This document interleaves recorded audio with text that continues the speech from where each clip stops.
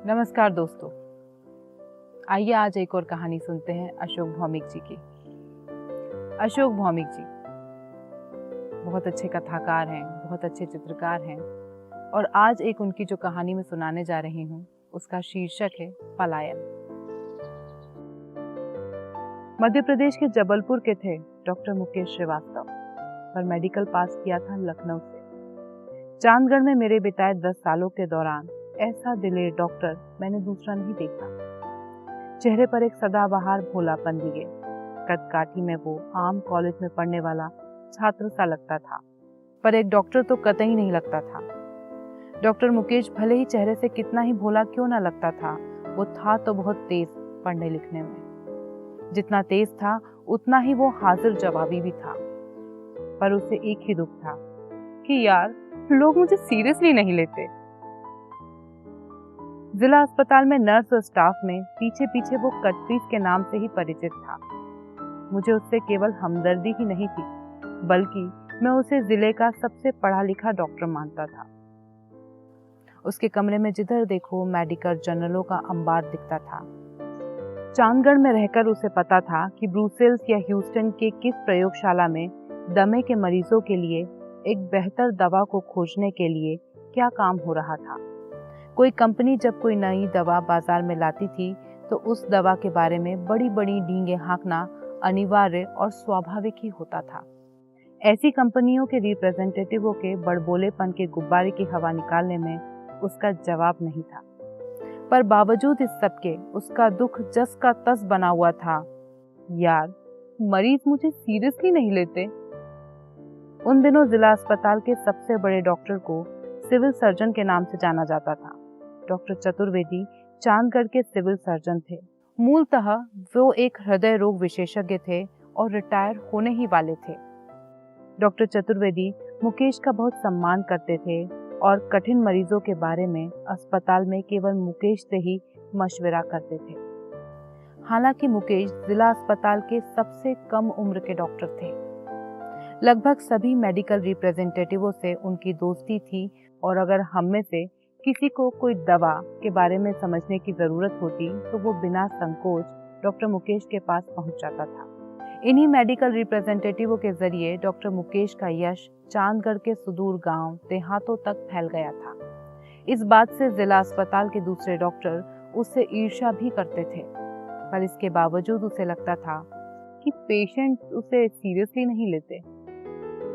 पर एक दिन सचमुच उसका एक सीरियस मरीज से पाला पड़ गया। हुआ यूं कि एक 50-60 साल की औरत को दिल का दौरा पड़ा और उसे उसके घर वाले जिला अस्पताल ले आए। डॉक्टर चतुर्वेदी ओपीडी में थे। उन्होंने मरीज को जांच के बाद भर्ती कर लिया। 2 दिनों तक इलाज चला, पर मरीज की हालत में कोई भी सुधार नहीं हुआ, बल्कि केस हाथ से निकलता जा रहा था। डॉक्टर चतुर्वेदी ने मुकेश को वार्ड में जाकर मरीज को देखने को कहा। डॉक्टर मुकेश ने पूरी गंभीरता से मरीज की जांच करने के बाद डॉक्टर चतुर्वेदी को बताया कि उनका इलाज बिल्कुल सही था और ये भी कि इस मरीज के सुधरने की कोई उम्मीद नहीं थी।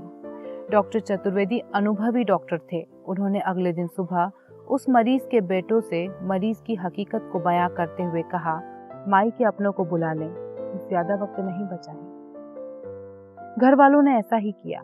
वे सबसे पहले अपने कुल के पुरोहित को बुला लाए। पंडित जी ने भी कहा, आप लोगों की माई के स्वर्ग सिधारने का सर्वोत्कृष्ट मुहूर्त आ गया है, शाम तक ये चली जाएंगी। जिला अस्पताल का वार्ड 1 मंजिला था, तभी ये संभव हो सका कि एक गाय को वार्ड के अंदर बांधकर हाँकते घसीटते लाया जा सका और स्वर्ग यात्री माई उसे अपने हाथों से स्पर्श कर पंडित को दान कर सकी। फिर चावल, स्वर्ण, वस्त्र आदि के दान का पर्व चला। इस सब के बाद मरीज की तीनों बहुओं ने एक स्वर में गाने रोने का दौर शुरू किया। डॉक्टर चतुर्वेदी के चैम्बर में तब डॉक्टर मुकेश बैठे थे। तभी किसी ने आकर वार्ड में हो रहे इस कर्मकांड की सूचना दी।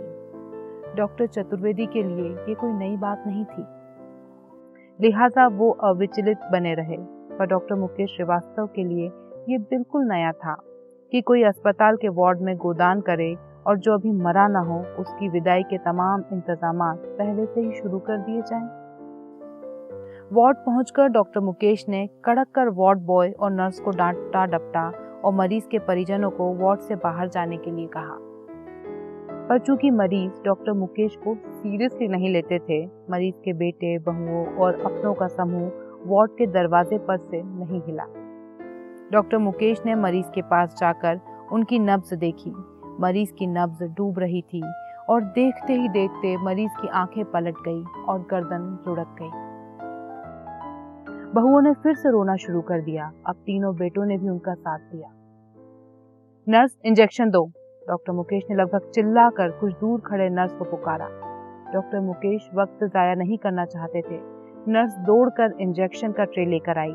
डॉक्टर मुकेश ने ट्रे से डेक्सामेथासोल इंजेक्शन के शॉक पैक से सिरिंज में दवा खींचकर मरीज के बाएं सीने के निचले हिस्से में चौथी पसली के पास एंट्रोकार्डियक यानी हृदय में सीधे दवा से भरे सिरिंज को खाली कर दिया। इंजेक्शन देने के बाद डॉक्टर मुकेश अपनी पूरी ताकत से दिल की मालिश करने जुट गए। ये एक ऐसा इलाज था जो कभी कभार ही कारगर सिद्ध होता है, पर इसके लिए दिल का मालिश या कार्डियक मसाज भी बहुत जरूरी होती है। मरीज के बेटों को पहले तो समझ में नहीं आया, पर थोड़ी देर बाद उन्हें लगा कि डॉक्टर साहब उनकी मरी हुई मां पर बेमतलब अत्याचार कर रहे थे। वे पहले दबी जुबान में बुदबुदाने लगे, फिर उन्होंने ऊंची आवाज में अपना रोष व्यक्त करना शुरू कर दिया। इन सब से हालांकि डॉक्टर मुकेश पर कोई असर नहीं हुआ। वो लगभग 20 मिनटों तक मालिश करते रहे। तभी मरीज में कुछ हरकत नजर आने लगी। पास खड़े नर्स ने मरीज की कलाई पर धड़कनों की वापसी को महसूस किया। नर्स ने अपनी जिंदगी में ऐसा न तो पहले कभी देखा था और न ही सुना था। आंखें फाड़े उसने डॉक्टर मुकेश की ओर देखकर कहा, डॉक्टर साहब, पल्स मिल रहा है। डॉक्टर मुकेश थक कर पसीने से तरबतर हो चुके थे। बेड के पास रखी कुर्सी पर बैठ गए। मरीजों के लिए रात का खाना देने ट्रॉली लेकर आने वाले कैंटीन का स्टाफ दाखिल हो रहा था। वे मरीजों को खाना देना भूलकर डॉक्टर मुकेश और उसके जीवित हो रहे मरीज को देखने लगे। डॉक्टर मुकेश अपनी जगह से घंटों नहीं हिले। नर्स से मरीज का कभी बीपी तो कभी पल्स रेट लेने को कहते रहे। इस बीच बात इस वार्ड की सीमाओं को लांघकर अस्पताल के दूसरे वार्डों के डॉक्टरों, नर्सों, वार्ड बॉय, चौकीदारों से होते हुए अस्पताल के अहाते, साइकिल स्टैंड चलाने वाले मातबर तक पहुंच चुकी थी। लोग जहां थे, जैसे थे, उस वार्ड की ओर चल पड़े थे जहां अभी अभी एक अलौकिक हादसा हुआ था। नर्सों और वार्ड बॉय के दल ने दरवाजे से किसी को अंदर नहीं आने दिया। मरीज ने कुछ देर बाद अपनी फौरी स्वर्ग यात्रा स्थगित रखकर पानी पीने की इच्छा जाहिर की तो डॉक्टर मुकेश ने चैन की सांस ली। डॉक्टर मुकेश अपने क्वार्टर लौटकर खाना खाकर सो गए थे, पर सुबह सुबह किसी दैनिक अखबार का स्थानीय संवाददाता पहले पहल उनका साक्षात्कार लेने वाले संवाददाता बनने की चाहत लिए उनके दरवाजे पर पहुंच गया था। डॉक्टर मुकेश ने बहुत समझाने की कोशिश की कि ये कोई अलौकिक बात नहीं थी और न ही कोई ऐसा काम था जो केवल वे ही कर सकते थे। ये एक चिकित्सा पद्धति है जिसे विशेष परिस्थितियों में आजमाया तो जा सकता है, पर जरूरी नहीं कि इससे मरीज को जीवन दान मिले ही। पर पत्रकार की रचनाशीलता और उर्वर मस्तिष्क ने एक सनसनीखेज कथा के बीच तलाश ही लिए थे। डॉक्टर मुकेश जब अस्पताल पहुंचे तो माहौल 26 जनवरी सा हो रहा था।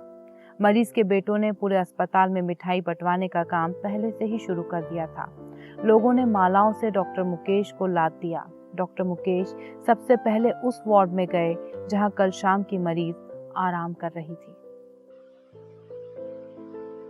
कैसी है माई आप? डॉक्टर मुकेश ने मरीज के सीने पर आला रखकर पूछा था। कुल पिशाचन और प्रेत हमार हाथ पांव खींचत रहली तो होके का बताई डॉक्टर साहब, अब तो हम पोतहू के मुंह देखे बगैर न मरब, बुढ़िया ने अपने संकल्प का ऐलान करते हुए कहा था। दिन के चढ़ने के साथ साथ चांदगढ़ के गली कूचों में डॉक्टर मुकेश द्वारा मरे को जिंदा करने की कथा अलग अलग रंग लेने लगी थी। बुढ़िया तो सुबह ही मर चुकी थी। दोपहर बाद जब डॉक्टर साहब को पता चला कि मुर्दा अकड़ने लगा है तो लाश पर न जाने क्या किया कि बुढ़िया जिंदा होकर बैठ गई। किसी की राय थी कि कलयुग के आए माँ कभी कछु समय और बाकी बा। डॉक्टर मुकेश ने न जाने कितने ऐसे मुर्दों को जिया दिया। वो कोई साधारण डॉक्टर थोड़े ही हैं, धन्वंतरी हैं, साक्षात धन्वंतरी। मुझे जब किस्सा पता चला तो मैं डॉक्टर मुकेश से मिलने अस्पताल पहुंचा, पर डॉक्टर मुकेश कहीं नहीं मिले। डॉक्टर चतुर्वेदी से पूछा तो वो हंसकर बोले, पुअर मुकेश, पूरी जिंदगी अब उसे इसकी सजा भुगतनी होगी। मेरे क्वार्टर में छिपा बैठा है, जाकर मिल लो। मैं उससे डॉक्टर चतुर्वेदी के क्वार्टर में जाकर मिला था। इस घटना के बाद करीब 1 साल वो चांदगढ़ में रहा, पर एक दिन भी वो एक आम इंसान की जिंदगी नहीं जी सका। वो दरअसल भगवान बन चुका था। बनारस, जौनपुर, मिर्जापुर, फैजाबाद से मरीज उससे इलाज कराने आने लगे थे।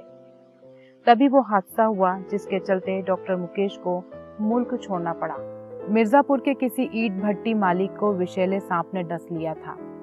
वो आदमी तो तुरंत मर गया था, पर उसके परिवार का कोई भी इस मौत को मानने के लिए तैयार न था। उन लोगों ने डॉक्टर मुकेश के बारे में सुन रखा था, लिहाजा वे सीधे ट्रैक्टर पर मरे हुए आदमी को लेकर चांदगढ़ आ पहुंचे। चांदगढ़ आने पर उन्हें पता चला कि डॉक्टर मुकेश का तबादला गोरखपुर हो गया था। वे गोरखपुर की ओर चल पड़े।